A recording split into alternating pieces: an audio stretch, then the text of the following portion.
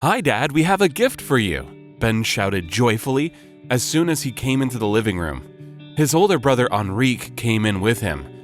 "What gift is that? You shouldn't spend money on me," the old man answered, sounding confused. "What do you mean we shouldn't spend money on you? You do so much for us. A lifetime won't be enough to pay you back," Ben said and handed his dad an envelope. "This is a paid bill for 3 weeks at a specialized therapy center where conditions of the musculoskeletal system are treated. It's just what you need for your back. You should go, have a rest in the fresh mountain air. It will do you some good," Enrique chimed in. Angel's heart fluttered for a second. He was happy to realize that he did everything right. Together with his late wife Maria, they raised great sons. It was only too bad that she didn't live long enough to see the amazing people they grew up to be. The gray-haired man took the envelope and hugged his boys. Unfortunately, such generosity of the young men wasn't actually caused by their care for their father. The reason was the fact that Angel had finally succumbed to their persuasion and agreed to sell his large, spacious house near the city center. They planned to divide the proceeds between the three of them, to buy an apartment for each of the sons and their dad. Sure, it wouldn't be the same as living in a house, but Angel didn't need so much space anymore, and his sons still didn't have their own housing. Moreover, the younger son was getting married soon, and the older one was about to become a father. The young men took their father to the train station, and the old man went on vacation for the first time in many years. He spent a whole week enjoying the fresh air, medical procedures, and getting to know new people. And on his 8th day there, his sons came to visit him. "Dad, here's the thing," Ben started. "We found a great buyer for the house. He's not even bargaining. We need to sell the house right now, before he changes his mind." "Okay, let's go home then. I'll get packed," Angel answered without hesitation. "What are you talking about? You have 2 more weeks to spend here.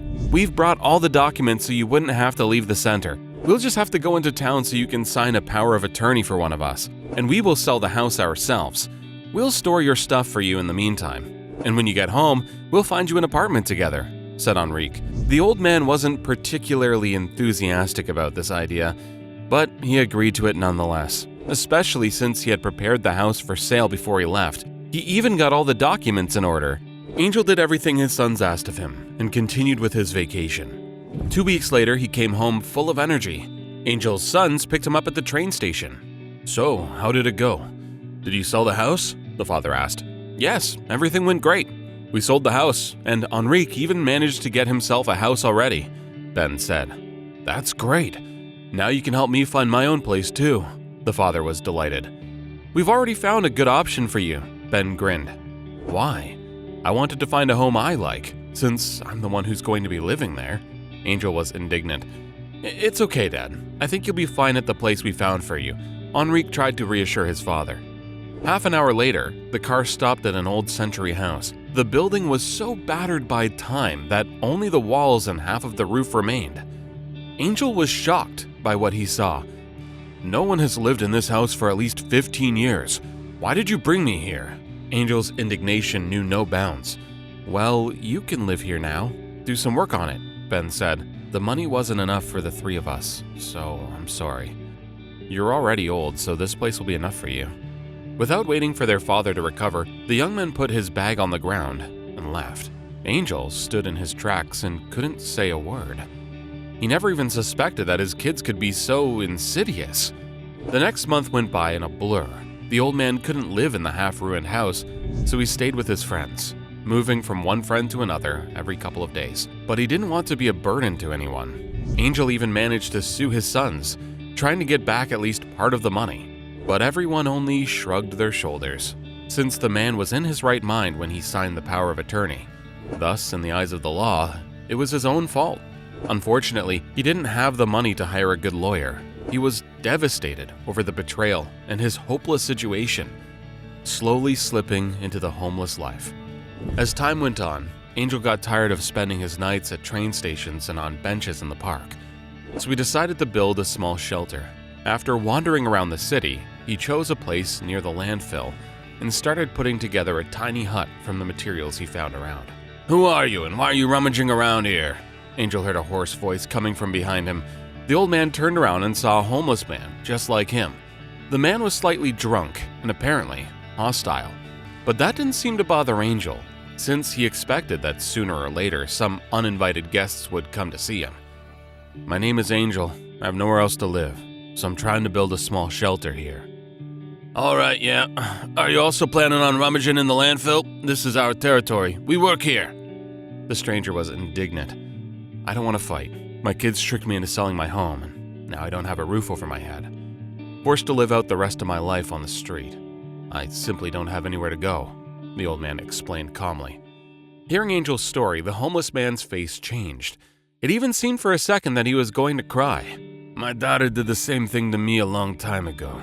She asked me to take out a loan secured by my apartment, claiming that her business was having financial problems. She promised that she would pay out the loan, and said that I shouldn't worry. I couldn't leave my daughter in trouble. I had to help her. But she never paid back the money, and I was evicted. I wanted to go live with her, but she said that she didn't have room for me. So I understand your situation." The homeless man waved his hand and left. Days went by, each of them exactly like the one before. Angel spent all of his time working on the construction of the hut, hoping to finish it before the cold weather hit. Early one morning, just before sunrise, the old man woke up to the sound of a car. "Who's taking out the trash so early in the morning?" the man thought, wrapped in a warm blanket. He went outside and saw a truck, which didn't look like the kind that usually brought trash to the landfill. Two strong, tall men were unloading some furniture. A sofa, a few chairs, and an old closet. Wow, furniture, and it looks pretty good. "I will finally sleep on a soft sofa," Angel said quietly to himself, rubbing his hands excitedly. Having waited for the truck to leave, the man stepped closer in order to inspect the furniture. The sofa was old, but intact. The old man tried to drag it to his hut, but he couldn't even move it. It was too heavy.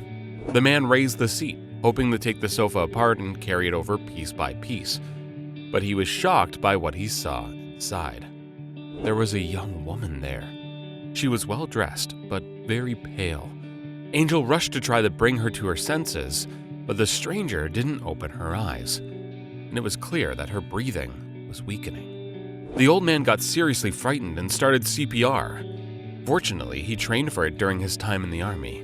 The man worked on the woman for almost a minute before his efforts gave results, and she started breathing. "That's it. Breathe. Just breathe," Angel whispered to the woman, trying to calm down. The ambulance arrived a couple of minutes later, and the woman got professional medical assistance. That evening, Angel even allowed himself a glass of cheap whiskey in order to calm his nerves after what had happened. It wasn't every day that he got to save someone's life. The rest of the week went on as usual. Angel went about his business, getting ready for winter. A month after the incident, he got a sudden visit from some old man in an expensive suit. "He's probably gonna make me demolish my hut. I did build it without any sort of permit. Where am I gonna live now?" Angel was upset, but he tried not to show it. Instead, he confidently walked towards the stranger. "Hello, my name is Roberto Gonzalez," the man said and extended his hand to the homeless man. "Was it you who found a young woman in an old sofa a month ago?" "Yes, it was me," Angel replied cautiously. "I am her father. I've been looking for you for a long time. I wanted to thank you. You saved my daughter. Thank you." And then the guest shared his story. It turned out that he was a judge. 2 months ago, he was presiding over a case of a well-known businessman accused of financial fraud. The defendant offered the judge a bribe, but he refused and was adamant in his decision. Having heard the verdict, the businessman threatened to take revenge on the judge and kept his word. On his order, the judge's daughter was kidnapped. The woman was pumped up with drugs and thrown into a landfill to die. If it weren't for Angel, Roberto would have never gotten to see his child again. "I owe you big time. If there's anything you need, just tell me. I'll do anything in my power," the guest continued. "I don't need anything, thank you." The old man smiled in response. "I'm just glad I could help your daughter." "Come on, you live in a landfill and you don't need anything?" Roberto said in surprise, and then he stopped abruptly. I'm sorry, I didn't mean to offend you. Maybe you need food, or clothes, or a job? I can help you find a home and pay for it until you get back on your feet." "I used to have a home," Angel sighed sadly. "Actually, if you really do want to help me, then consult me on one issue." The old man invited Roberto into his hut and shared his sad story. Soon, the case against Angel's sons was reopened, and this time around, Angel got a good lawyer working on it. It was his old friend of the judge. A few months later, there was a court hearing. Angel's sons never even looked at him once, but Angel didn't even care if they felt any regret or not. The man won the case, and after the verdict, his sons paid their dad his part of the proceeds. Soon, Angel bought himself a small apartment on the outskirts of the city and found a job. His life was getting better, and what about his sons? Angel didn't judge them. He wasn't angry with the boys, because they still remained his children. Maybe someone got in their heads, or maybe he simply didn't raise them right. It was too late to figure it out. Thinking about his children once in a while, all that the old man hoped for was that they would never be treated like that by their own families.